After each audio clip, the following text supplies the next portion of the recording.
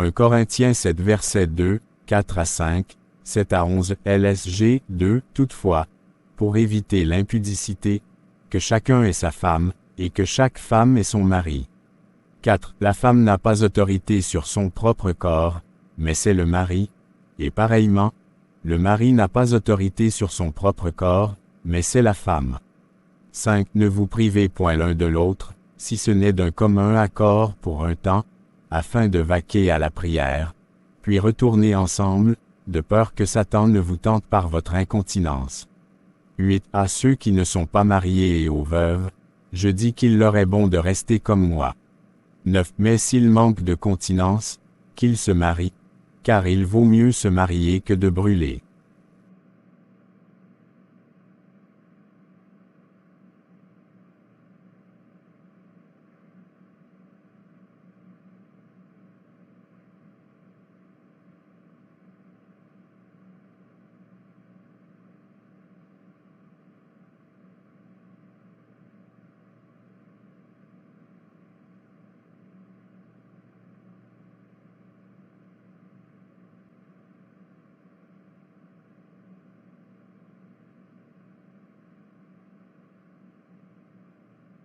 La Bible interdit les relations sexuelles hors mariage. Il est écrit. Genèse 2 verset 24 LSG 24 C'est pourquoi l'homme quittera son père et sa mère, et s'attachera à sa femme, et ils deviendront une seule chair. 1 Corinthiens 7 verset 2 LSG 2 Toutefois, pour éviter l'impudicité, que chacun ait sa femme, et que chaque femme ait son mari. Le sexe est doux mais très mortel. Est-ce que vous êtes-vous déjà demandé pourquoi Dieu a posé avec précaution une membrane de sang dans l'ouverture sexuelle d'une femme? C'est une membrane mince qui recouvre partiellement ou complètement l'ouverture du vagin. C'est ce qu'on appelle le hymen. Pourquoi Dieu notre Créateur mettrait-il un tissu cassable plein de sang à la porte même de l'ouverture sexuelle de la femme? Pourquoi est-ce si bien placé à cette entrée, comme un ruban attaché à l'entrée d'une nouvelle maison sur le point d'être lancé? Pourquoi est-il rempli de sang qui se répand quand il est brisé? Pourquoi? Sans aucun doute, le hymen est une porte. C'était Dieu, notre Créateur, qui a placé ce vaisseau rempli de sang là-bas comme un blocage de l'alliance, un signe d'alliance entre le porteur et celui qui plonge dans son ouverture. Devant Dieu, la désintégration d'une femme n'est pas un acte décontracté de plaisir. C'est une alliance sérieuse frappée et confirmée par le sang versé ce jour-là. C'est la manière de Dieu de dire, celui qui plonge dans cette femme ne pourra le faire qu'en faisant une alliance de sang pour se joindre à elle pour le reste de sa vie, à partir de ce moment-là. Peu étonnant, pourquoi les rapports sexuels ont été conçus par Dieu pour se dérouler uniquement et seulement après la clôture du contrat de mariage.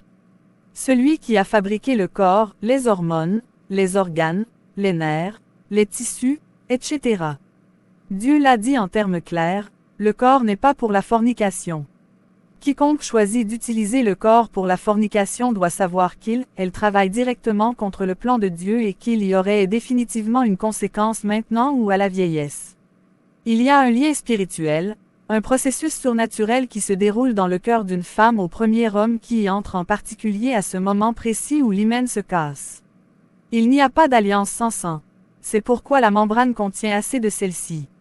En fait, ce qui se passe la première fois qu'une femme a des rapports sexuels n'est pas seulement un sexe, mais une immersion et une baignade de l'homme avec son sang d'hymen pour initier une alliance hautement reconnue dans le domaine spirituel de la lumière et de l'obscurité. La première fois que cela se produit, il marque sa cérémonie d'ouverture de la cérémonie d'ouverture et chaque expérience ultérieure continue à rafraîchir ou à renforcer cette alliance ou à en établir une autre avec une autre personne. Beaucoup ont lavé des garçons inutiles avec cet hymen blood. Beaucoup ont frappé des alliances irréversibles avec des hommes qui n'ont rien à voir avec leur destinée. Beaucoup ont partagé ce sang d'hymen dans l'activité sexuelle avec des hommes possédant des démonstrateurs alors que d'autres ont frappé des alliances trop précieuses avec des bâtons de bougie alors qu'ils exerçaient le sexe avec elles. Si seulement ils le savaient, beaucoup de filles qui se laissaient négligemment être déshéritées dans le but d'être parmi les grandes filles ne l'auraient jamais fait. Permettez-moi de vous dire, de le dire en termes clairs. Ou ne savez-vous pas que celui qui est uni à une prostituée, par l'activité sexuelle, est-il avec elle une seule chair?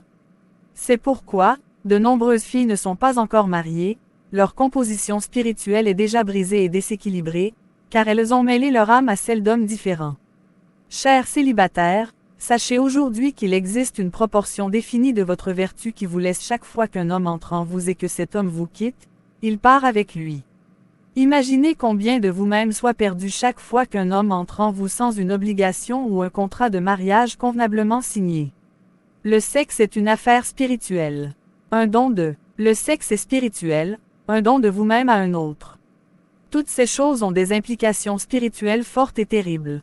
Un hymen cassé vous ouvre à l'esprit de l'homme qui l'a brisé, à tout autre esprit qui a mêlé à l'esprit de cet homme, à ceux qui ont mêlé le sien avec lui et à l'esprit de tout autre homme qui entre chez vous par la suite.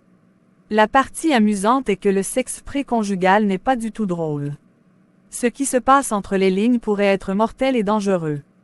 Le premier jour, une dame, ou un homme, fait qu'il y aura un transfert spirituel du destin. Le péché de la fornication donne aux démons et aux personnes occultes l'accès direct à la destinée donnée de votre Dieu. Peu importe, mais ça compte beaucoup. De grandes choses viennent de petites choses que nous faisons.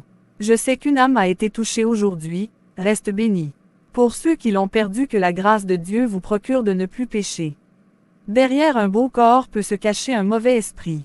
Attention avec qui vous couchez. Que Dieu vous bénisse. Genèse 38 verset 9 LSG. Onan, sachant que cette postérité ne serait pas à lui, se souillait à terre lorsqu'il allait vers la femme de son frère, afin de ne pas donner de postérité à son frère. La masturbation est le plus grand démon sur terre. Si vous vous masturbez, vous serez toujours pauvre. Chaque fois que vous vous masturbez, vous faites un don de sperme au royaume des ténèbres. La masturbation est comme avoir des relations sexuelles dans les rêves. Chaque fois que vous relâchez, vous enceintez un démon et comme une femme. Chaque fois que vous vous masturbez, vous avez des relations sexuelles avec un démon et parfois vous tombez enceinte d'un démon.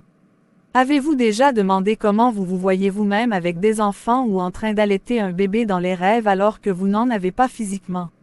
C'est le ou les démons que vous avez mis au monde à cause de vos masturbations.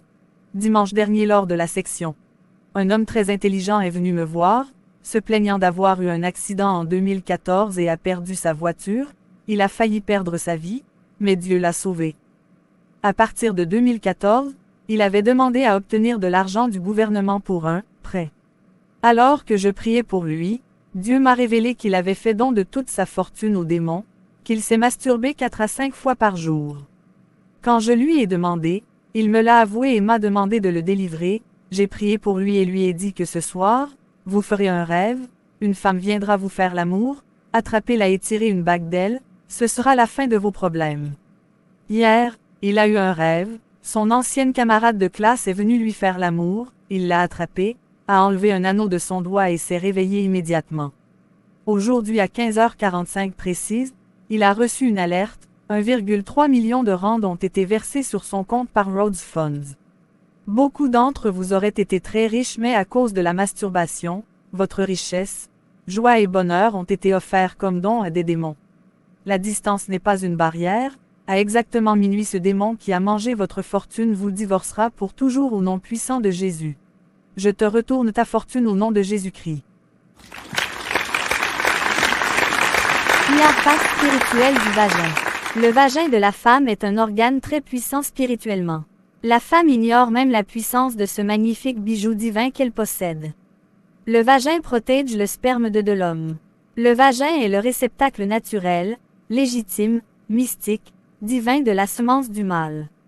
Toute autre destination de ce liquide précieux est inappropriée, anormale, mais surtout pas très profitable pour l'émetteur du liquide, et très dangereux pour lui. Le sperme est l'énergie vitale de l'homme, il a la même valeur énergétique et spirituelle du sang. Compte tenu de cette valeur-là, des entités du bas astral en raffolent et s'en délectent et cette délectation se fait pour la perte du propriétaire et de l'ensemble des humains. Pour soustraire ce précieux liquide à ces entités malfaisantes, la providence divine a donné l'insigne pouvoir à l'intérieur du sexe féminin pour désactiver ce liquide de son énergie prisée par le monde des ténèbres. En d'autres termes, tout liquide séminal émis par le mâle et qui n'a pas eu contact avec l'intérieur du sexe de la femme garde son potentiel d'énergie dont les entités malfaisantes se délectent et reste comme une arme chargée dans les mains d'un fou. Voilà pourquoi il n'est pas conseillé de verser son sperme par terre. Exemple. quoi interrompu ou la masturbation préservatif. Le vagin est une arme. Pendant les rapports sexuels, le vagin enregistre la fréquence spirituelle du partenaire. Alors cette femme peut contrôler à distance un homme avec qui elle a couché même s'il y a de cela 20 ans. Elle peut lui transférer des énergies négatives comme positives à n'importe quel moment. Elle le fait souvent inconsciemment. La femme sans le savoir a le pouvoir sur elle, homme avec qui elle a couché. C'est pour ça qu'il faut éviter de coucher avec une femme en colère. Il y a des secrets qu'on ne peut dire, mais retenez une chose, la femme a une grande puissance divine. Le mariage ne guérit pas le désir sexuel, les envies, si ça guérissait, l'adultère n'allait pas exister. Il ne faut pas voir le mariage comme une libération sexuelle. Le contrôle de soi reste une obligation. Le désir sexuel ne tient pas compte que tu sois marié ou pas. Tu peux être Salomon dans le royaume ou David dans les louanges, ou Abraham dans la foi ou encore dans la guerre, mais si tu n'es pas Joseph dans la discipline, tu vas finir comme Samson dans la destruction. Le mystère du sexe. L'un des plus puissants canaux de transmission parmi les portes du corps d'un être humain est le sexe. C'est la raison pour laquelle Satan a récupéré le sexe pour influencer et commander la terre. Je vais vous expliquer un mystère simple. Pendant un rapport sexuel, il y a ce qu'on appelle l'échange de fluide ou de sécrétion et donc échange de semences. La semence palpable est spirituelle en effet, chaque partenaire va transmettre à l'autre sa semence, une partie de lui-même sous forme liquide ou spirituelle, qui sera à son image et selon sa ressemblance, sachant que l'être humain est tripartite, c'est-à-dire composé de 3 parties, à savoir le corps, l'âme et l'esprit, sa semence l'est également. Semence palpable et spirituelle en effet, chaque partenaire va transmettre à l'autre sa semence, une partie de lui-même sous forme liquide ou spirituelle, qui sera à son image et selon sa ressemblance, sachant que l'être humain est tripartite, c'est-à-dire composé de 3 parties, à savoir le corps, l'âme et l'esprit. Par ricochet, chacun transférera par sa semence, une copie de lui-même à son conjoint, et comme l'âme est dans le sang, et que les liens familiaux, héréditaires, et les alliances sont liées aussi au sang, il y aura transfert de liens, d'énergie, d'autel, etc., car quand 2 corps s'accouplent, ils forment qu'une seule chair. Rappelons que la vie, la mort, la santé, la maladie, le succès, l'échec, la royauté, l'esclavage, la bénédiction, la malédiction sont dans le sang, et que autant la bénédiction est contagieuse, autant la malédiction l'est aussi. Par conséquent, en 5 minutes de plaisir, si tu n'y as pas pris garde, tu peux détruire ton étoile. Le mystère derrière le sexe, l'un des plus puissants canaux de transmission parmi les portes du corps d'un être humain est le sexe. C'est la raison pour laquelle Satan a récupéré le sexe pour influencer et commander la terre. Je vais vous expliquer un mystère simple. Pendant un rapport sexuel, il y a ce qu'on appelle l'échange de fluide ou de sécrétion. Fais donc attention avec qui tu couches, car tu ne sais pas d'où la lignée du sang de ton partenaire et ses esprits proviennent. Même le monde occulte connaît le pouvoir derrière le sexe. Par le sexe on peut te ravir ta couronne, voler ton trône, arracher tes grâces, déchirer ta tunique, voler ton or et ton argent, changer ton étoile, détruire tes projets, sucer ta grâce, te tuer, t'enterrer vivant. Plusieurs ont échoué après un rapport sexuel de 5 minutes à cause des transferts d'énergie et d'esprit. Plusieurs ont tué leur futur à cause d'un échange de sang. Pensez à faire passer votre partenaire par dans la prière. Demandez la purification de notre Seigneur. Entourez-vous de personnes pieuses. Trop de beaux corps ont des esprits dangereux et une âme sale. Partagez ceci si vous le voulez bien pour sauver une vie et accorder le salut de Jésus-Christ à plusieurs âmes influencées par le sexe. Le sexe n'est pas une mauvaise chose à condition qu'on le partage avec la chair de sa chair, les os de ses os dans le mariage en Jésus-Christ. Genèse 2h21 à 25. Soyez bénis. Pasteur Samuel, quelles sont les conséquences du péché dans la vie d'un chrétien? 1. Ils culpabilisent et remplissent de honte et de condamnation les chrétiens. 2. Ils ralentissent et retardent la croissance spirituelle des chrétiens. 3. Ils coupent la communion des chrétiens avec le Saint-Esprit. Ils tuent la vie de la prière, la vie de méditation des chrétiens. Ils détruisent l'appel, le ministère, la vocation des enfants de Dieu. Ils les éloignent du plan de Dieu pour leur propre vie, leur famille ou leur environnement. 4. Ils volent la paix et la joie des chrétiens. Ils remplissent d'une mauvaise crainte de Dieu et de la mort le cœur des chrétiens. 5. Ils isolent les chrétiens de la communion des frères et sœurs. Ils éloignent les chrétiens souillés des chrétiens sanctifiés. Ils donnent aux chrétiens souillés le sentiment qu'ils sont jugés pour leurs impuretés. 6. Ils conduisent à de puissantes et humiliantes dépendances sexuelles comme la masturbation ou la pornographie. 7. Ils affectent les relations avec le sexe opposé. Ils empêchent d'entretenir des relations pures avec des personnes de sexe opposé à cause des pensées souillées que produisent les péchés sexuels. Ils détruisent les relations amicales ou fraternelles quand des souillures s'infiltrent. 8. Ils créent des liens d'âme et des attachements immoraux puissants. Les péchés sexuels font que parfois certains chrétiens ont du mal à se séparer des partenaires incroyants, à couper les relations d'adultère dans lesquelles ils sont. Les péchés sexuels font croire à certains qu'ils sont amoureux. Le temps finit souvent par montrer l'immoralité de tels liens. 9. Les péchés sexuels ouvrent des portes à des rêves, des cauchemars, des oppressions démoniaques, des sensations spirituelles étranges. Ils attirent les démons d'immoralité et de souillure sexuelle, attirent les esprits des maris et des femmes de nuit. 10. Les péchés sexuels ouvrent la porte à des maladies sexuellement transmissibles parfois incurables telles le cancer de rectum, du col de l'utérus, sida, hépatite B.